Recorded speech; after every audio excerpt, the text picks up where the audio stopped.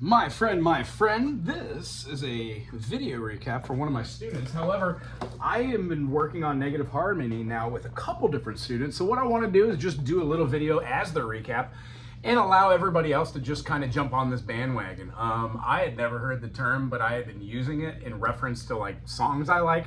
Frank Zappa, Paul Simon, String Cheese Incident, Gentle Giant. All of these bands and more use modal transposition, tonicifying different notes, and then changing them into different keys so we can start using other chords in lieu of them.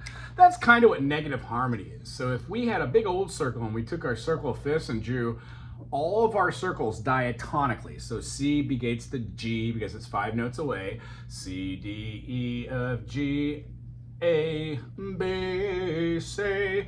I don't really write the eighth because diatonically it's the same as the 1, but we do have our 1 chord, our 4 chord, our 5 chord. 7 is our diminished, right? Sounds just like our 5 dominant. Our 6 chord shares all the same notes with this one. Whoa. And then our D minor and our E minor are relatively our minor substitutions for these. They exhibit different sounds as far as the modes go. Ionian, Dorian, Phrygian, Lydian, Mixolydian, Aeolian, Locrian. However, what we're chit-chatting about today is when we move through the circle of fifths or the circle of fourths, either way, what we're exhibiting is that when we use Western ear music and play standard progressions like a 1, 5, 2, 4, leave it unresolved a little bit. We can do a plagal thing at the end. And that the circle fourths over here, when we're using the negative harmonies in function, we're essentially doing a tension release from what we would consider the dominant or the subdominant or the root, giving a little bit more gravitas to the notes that come in betwixt. When we look at a major chord or a key signature, no matter if it's F sharp, B flat, A sharp, hypothetically, we can look at these notes as not really having anything other than this. All of the music happens here in the tension. We use this as a lending or leading tone, but when we play the 5 dominant, we're quite literally playing a triad of a G, B, and then a D, utilizing 1, 3, 5.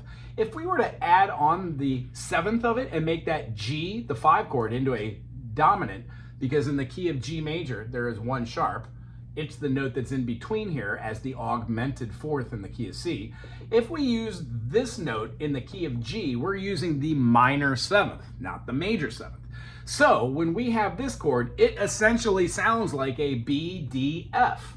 Ta-da! That's why our 5 chord sounds like our lending chord. So the way that I view it is, if we're not talking about A minor, because A minor shares all the same notes as C major does, all the white keys, we're essentially saying that there really is just this to be a foundation of where these notes are, where they're going. When we use the A, we're using it generally as a backdoor cadence, meaning we're using this as a deceptive tool to fool the ear into thinking we're going to resolve to the G, but do not generally. And then in most music, when we use this B diminished, we're using it as a 5 dominant. There are certain cases where the diminished can be tonicified, and we can use modal structures out of there like Locrian, or whole step, half steps, or anything really that starts with a half step function, floating into like different forms of Phrygian, which turn into its modus of that. But that's a little bit too in depth here. So continuing on, when we go to our D, and we have our A, and we have our E, then our B, we would then end up with our F sharp. Now, when we're moving this circle of fifths through, what we want to do, we'll come back to that cadence. We can remember that, right? When we go through this cadence, we've got our B, and then we have our F sharp. For purposes of this, I'm just going to call it a G flat. And then right here, I'm going to put over on the other side our D flat. You got it. So one of the things in the references that I like to do is just to draw out the circle of fifths in this nature.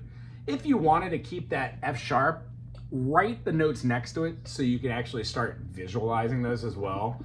So F sharp, and then if we put C sharp out here, we'll move it in a second.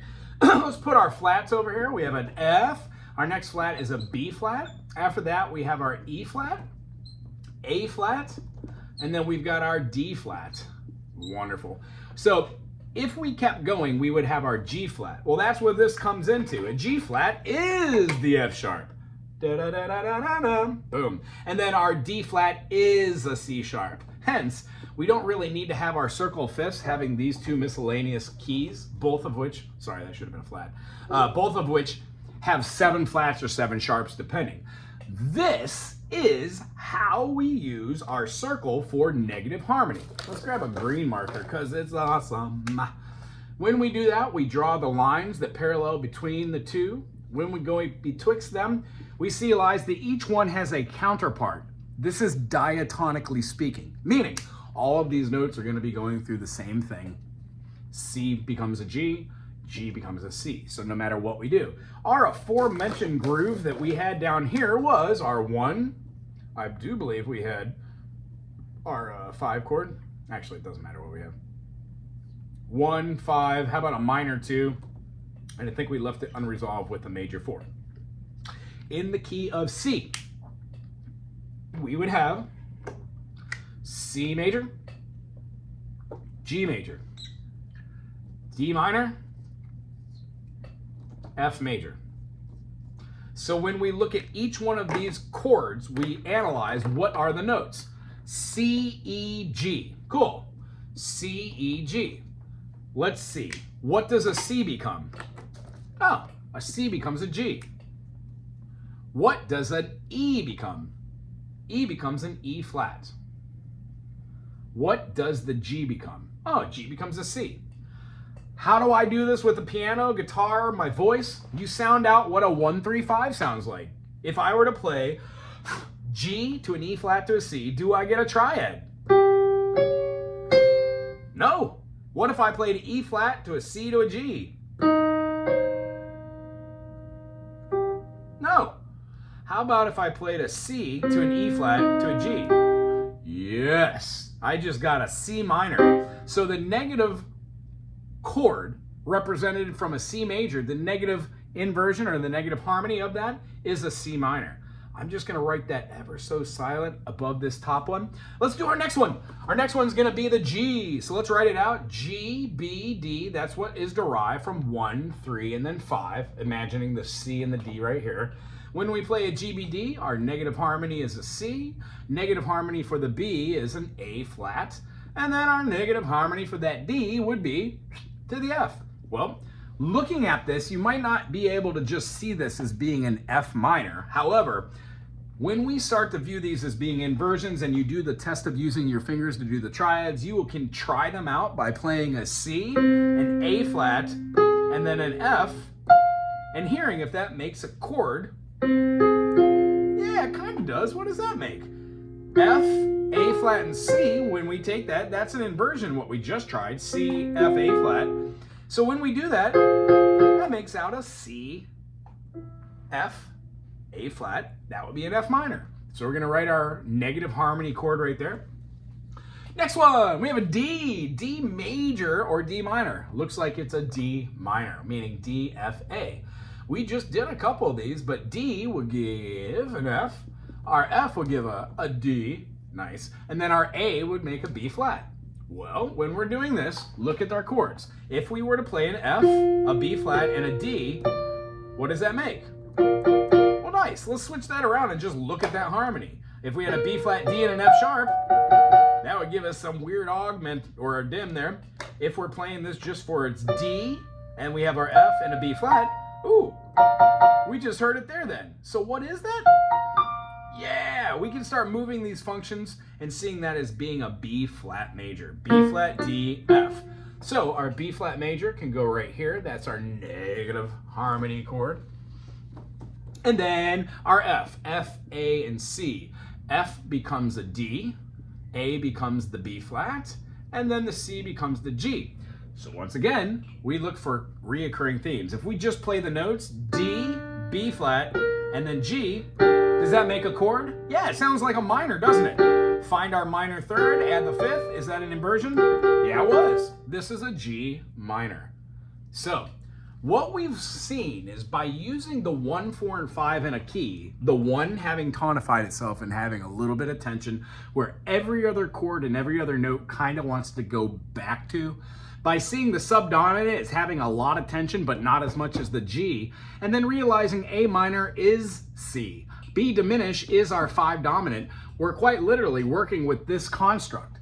When we change into a negative harmony, like in this case, the C became a C minor, we're drawing the ear away from what made a C major, which would have been a constitution of 4 minor seconds and 3 minor seconds. That would have equaled our major. Now, if we're seeing our constitution of our minor seconds as being 3 minor seconds and 4 minor seconds, we derive a minor chord. Meaning we have flipped the feeling of what the chord should be doing, drawing tension. Does not change the fact that the tension still goes to the G, but now our E flat has more of a draw towards the D, which is unstable, and not the F, which was unstable.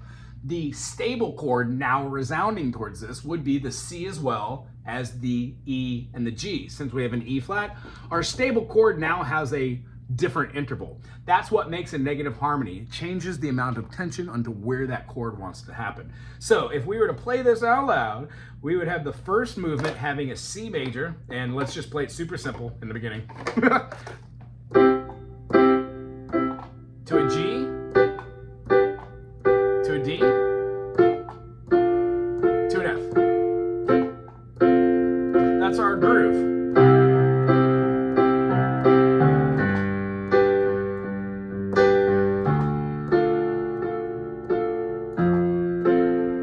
Change to our negative harmony, hear how it changes it, but the groove still has the same tension and release points.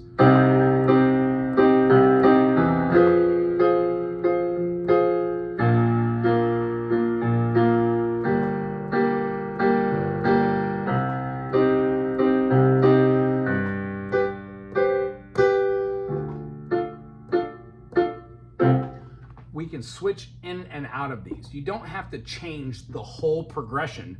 What you're doing is maybe wanting to substitute one of the notes out of it, which would mean get rid of that C minor, but play the rest of them the same. First time through, play the C major, to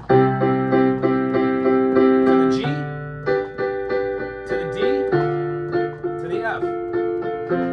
Now play the C major, but now go to the F minor, to the B flat, to the G minor, C. Hear how that changed the progression? What we're looking for is to get rid of some of the nonsense that we had as far as having these songs remain stagnant and see if we can create melodies utilizing different notes now with the same tension and release. Let's try that G minor on top of all this, excluding the F. First time through, use the F. Second time through, try the G minor. Notate in your brain or observe what the feeling is.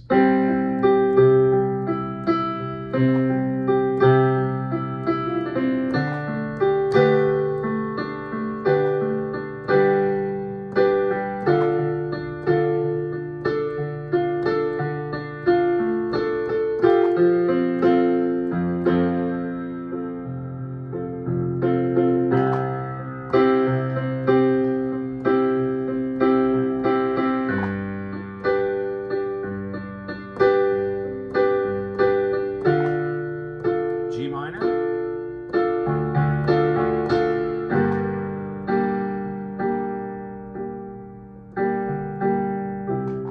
Interesting. Not a big fan of that G minor there. What if we were to play the C minor, F minor, D, and F?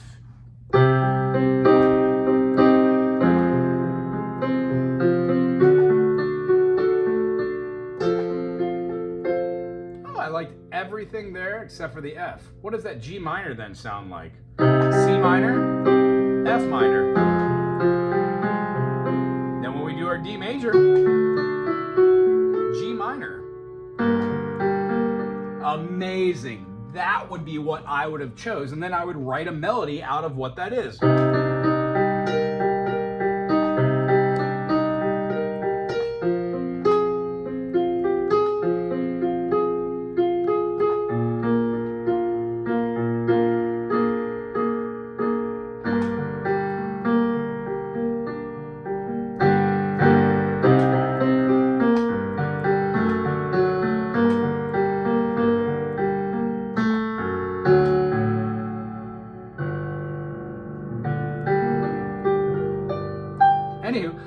this explanation of negative harmony was a little bit clearer to understand. We're going to work on this a couple different times. Remember, this isn't the end-all, beat-all of all the different kind of theory concepts we're going to do, but it does allow us to use the circle of fifths in a different function. And the takeaway from this is when we're having the tension and release of any structure we play, we're generally going to be resolving this using force rather than fifths. I hope that made sense. Anywho, have a great day and we'll see you next week. Aloha.